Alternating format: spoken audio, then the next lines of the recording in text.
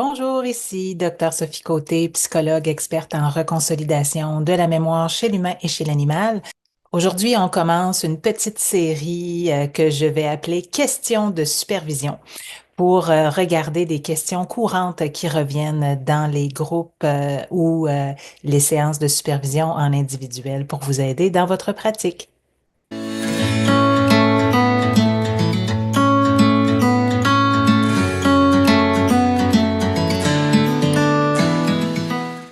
Alors voici une première question.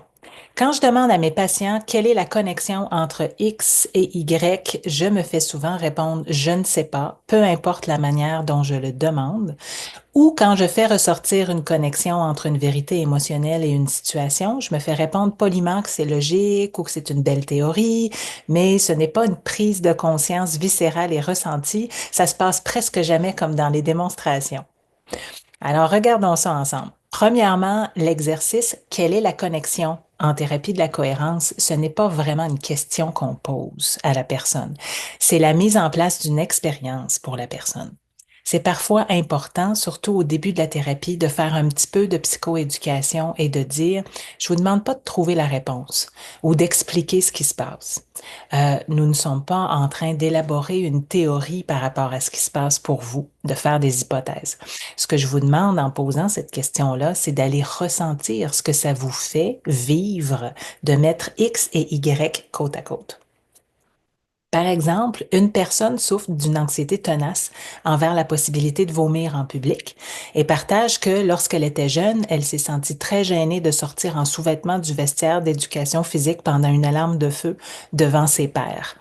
Alors, en lui demandant quelle est la connexion entre vomir en public et apparaître en sous-vêtements devant vos pairs à l'école, nous lui demandons simplement d'aller ressentir la connexion entre les deux vérités émotionnelles et de laisser émerger dans l'une ou l'autre des voies d'accès ce qui les relie ensemble plutôt que de nous livrer une explication pro-symptôme de la connexion entre les deux.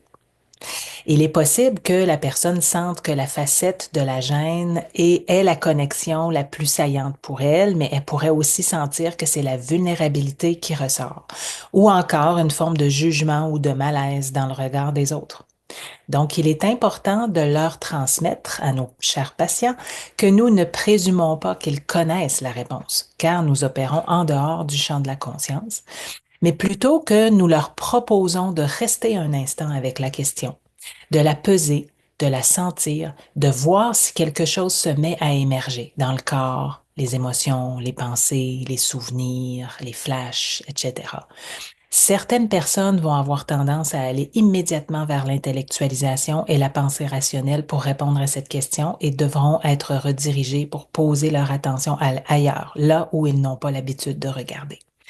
Le rythme et le ton de la voix sont importants pour faciliter la réussite de cette expérience. Rappelez-vous, le mode Shavasana, professeur de yoga, professeur de méditation, quand on va en expérientiel, on approfondit la voix, on ralentit le débit. Donc, ralentir, adoucir le débit, se pencher un peu vers l'avant sont des manières de favoriser une réelle expérience habitée. Alors, j'espère que ça vous donne des pistes pour expérimenter et je vous souhaite une excellente pratique.